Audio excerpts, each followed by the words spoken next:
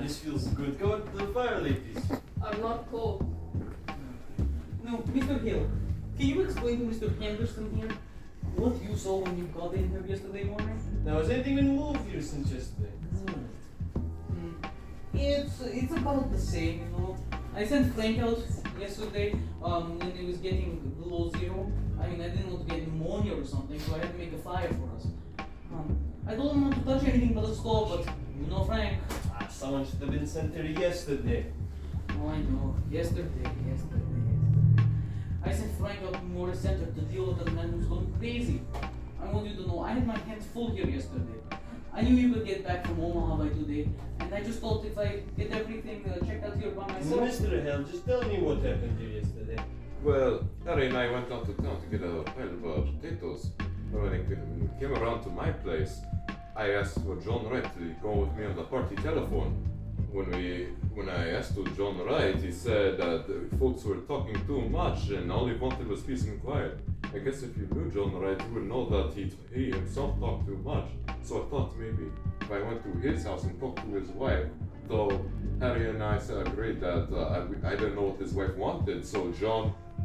No, that's enough of that, Mr. Hale. I do want to talk about that, but not right now. Tell me what happened when you got to here yesterday. I didn't hear her say anything and I knocked at the door and still it was all quiet inside. I knew they must be up, but it was past 8 o'clock. So I knocked again and I thought I heard someone say, "Come in." And I wasn't sure, I'm not sure yet, but I opened the door, this door, and there in the rock sat Miss Wright. What was she doing? She was rocking back and forth and had an apron in her hand and she was kind of pleating it. How did she look? Well, she looked queer. How do you mean weird? Well, as if she did not know what to do and she was kind of done up. And how did she feel about your coming? Why, I don't think she minded one way or another. She didn't pay much attention. I said, "How do, Miss Wright, ain't it?" And she said, "Is it?" And went on kind of pleating at her apron. Well, I was surprised. She didn't even ask me to come up to the stove or to sit down, but sat there, not even looking at me. So I said, "I want to see John." And then she laughed. I guess you could call it a laugh. I thought of Harry and the team outside, so I said a little sharp, "Can't I see John?" "No," she says. "Dull like, ain't he home?"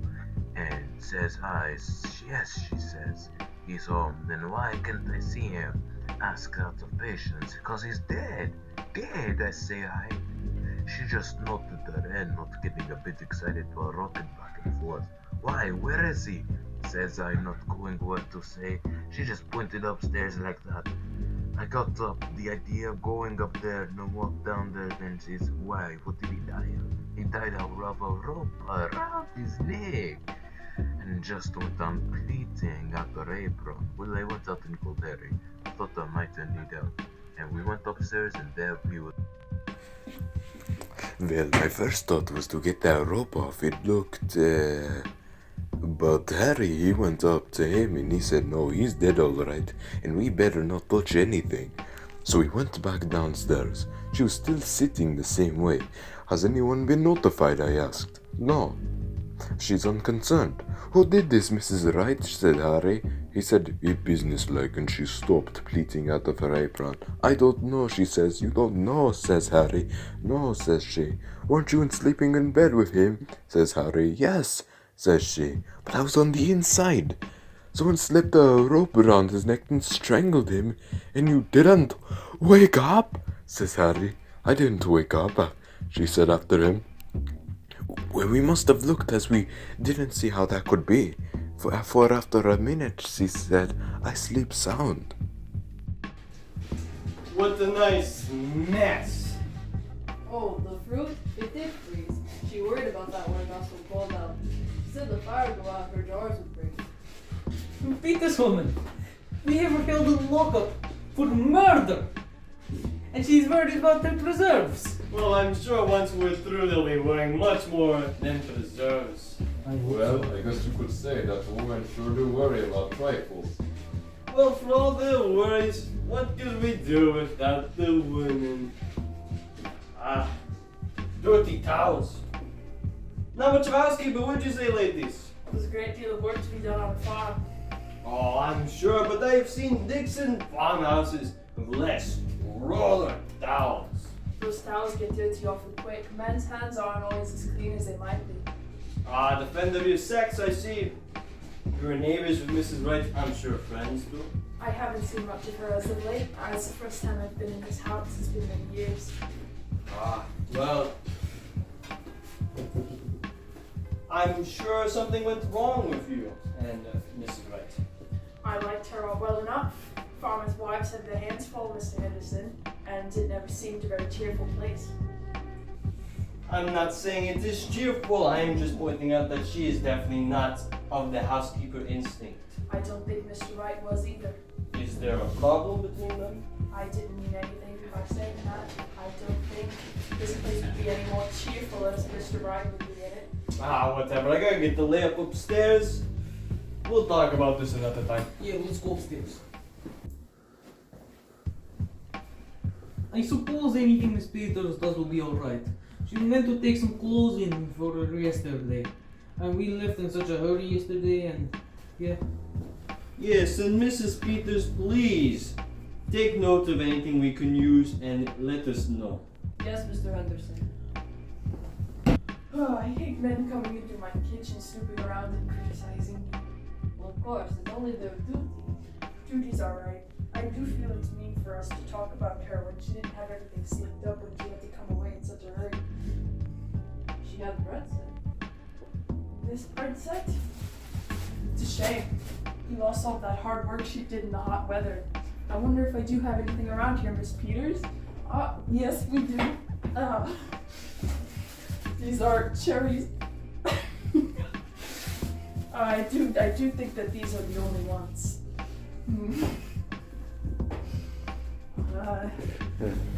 Chair. I'll be getting some from the front room closet. Are you coming, Mrs. Hale? Yes.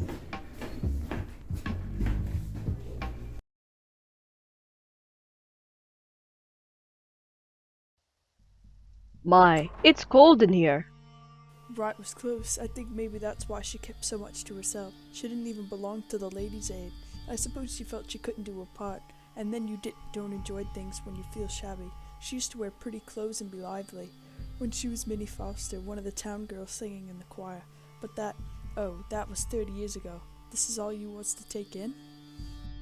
She said she wanted an apron. Funny thing to want, for there isn't much to get you dirty in jail. Goodness knows. But I suppose just to make her feel more natural. She said they was in the top drawer. In this cupboard. Yes, here. And then her little shawl that always hung behind the door. Mrs. Peters? Yes, Mrs. Hale? Do you think she did it? Oh, I don't know. Well, I don't think she did. Asking for an apron and her little shawl. Worrying about her fruit. Mr. Peters says it looks bad for her. Mr. Henderson is awful sarcastic in his speech and he'll make fun of her saying she didn't wake up. Well, I guess John Wright didn't wake when they were slipping that rope under his neck. No, it's strange. It must have been done awfully crafty and still. They say it was such a funny way to kill a man, rigging it all up like that. That's just what Mr. Hale said. There was a gun in the house. He says that's what he can't understand. Mr. Henderson said coming out that what was needed for the case was a motive, something to show anger or sudden feeling. Well, I don't see any signs of anger around here. It's wiped to here.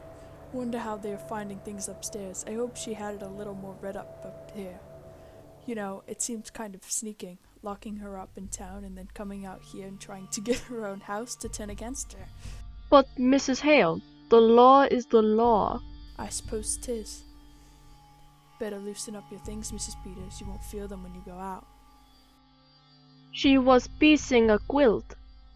It's log cabin pattern. Pretty, isn't it? I wonder if she was going to quilt it or just knot it.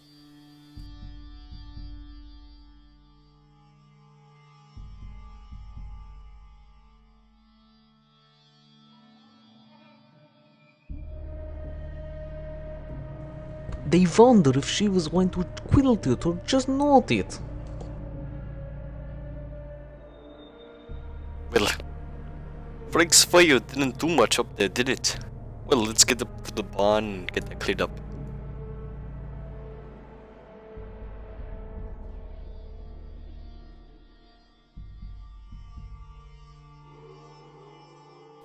I don't know if there's anything so strange or talking up our time with the little things while we're waiting for them to get the evidence. I don't see as it's anything to laugh about. Of course, they've got awful important things on their minds. Miss Peters, look at this one. Here, this is the one she was working on. And look at the sewing. All the rest of it has been so nice and even. And look at this, it's all over the place. Why, it looks as if she didn't know what she was about. Oh, what are you doing, Mrs. Hale? Just pulling out a stitch or two that's not sewed very good. Bad sewing always makes me fidgety. I don't think we ought to touch things. I'll just finish up this end. Mrs. Peters? Yes, Mrs. Hale? What do you suppose she was so nervous about? Oh, I don't know. I don't know why she was nervous. I sometimes so awful queer when I'm just tired. Well, I must get these things wrapped up. They may be through sooner than we think. I wonder where I could find a piece of paper and string. In that cupboard, maybe. Why, here's a bird cage. Did she have a bird, Mrs. Hale? Why, I don't know whether she did or not. I've not been here for so long. There was a man around last year selling canaries cheap, but I don't know if she took one. Maybe she did. She used to sing real pretty herself. Seems funny to think of a bird here, but she must have had one. Or why would she have a cage? I wonder what had happened to it. I suppose maybe the cat got it. No, she didn't have a cat. She's got that feeling some people have about cats. Being afraid of them. My cat got into her room and she was real upset and asked me to take it out. My sister Bessie was like that. Queer, ain't it? Why, look at this door. It's broke. One hinge is pulled apart. Looks as if someone must have been rough with it.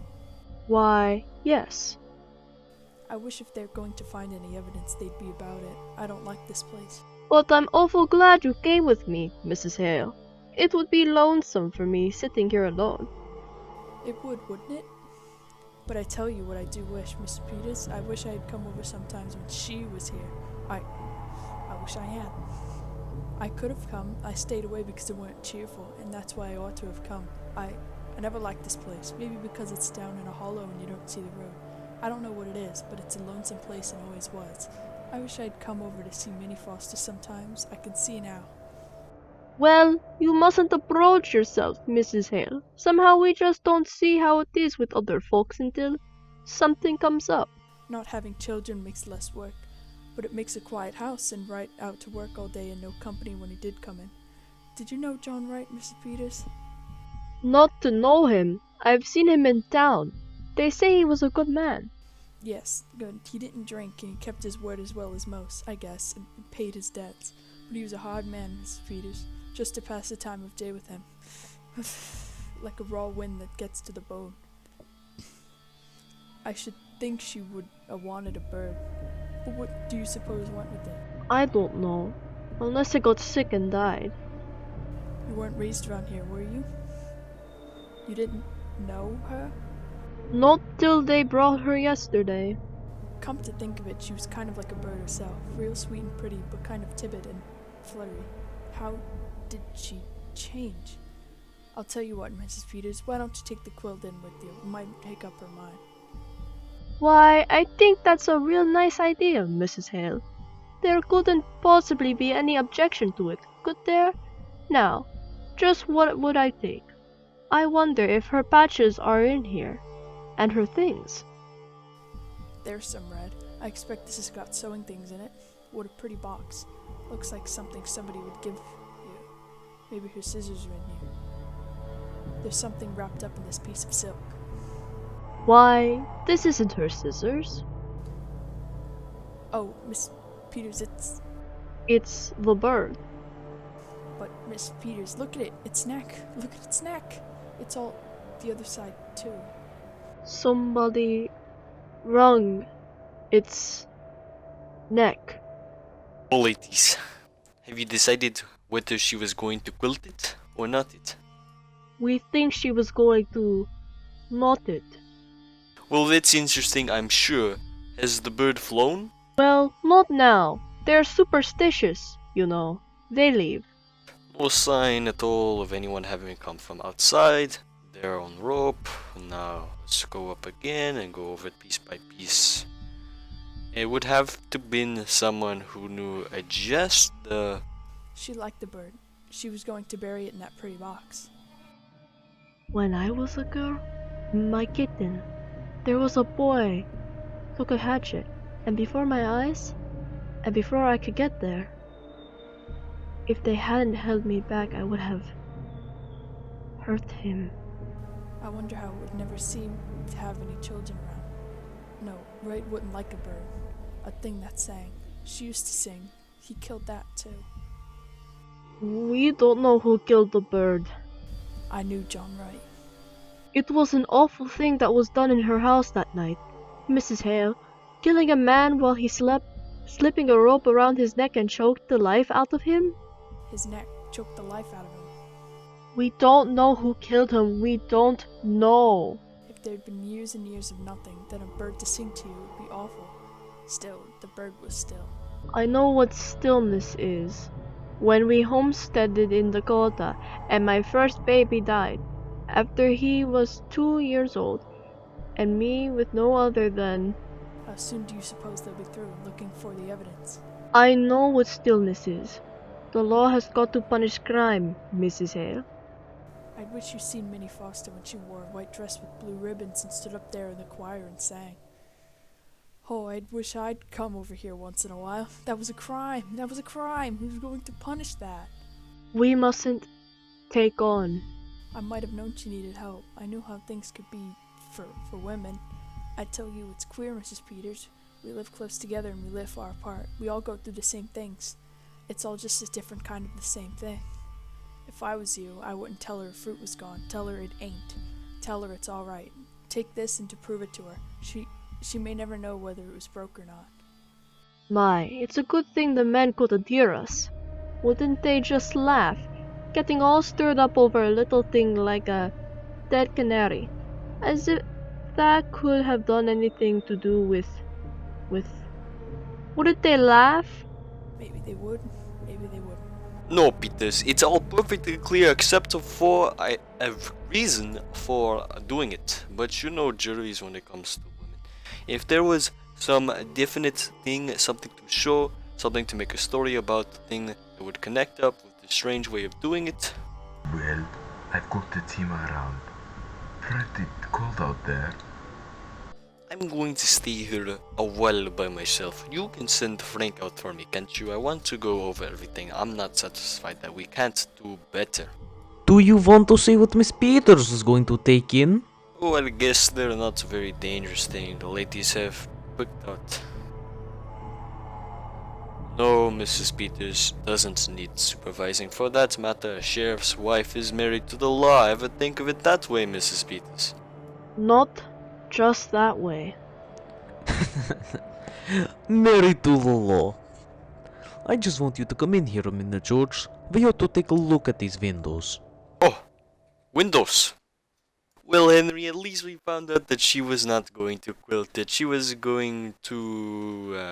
what did you call it, ladies? We call it not it, Mr. Henderson.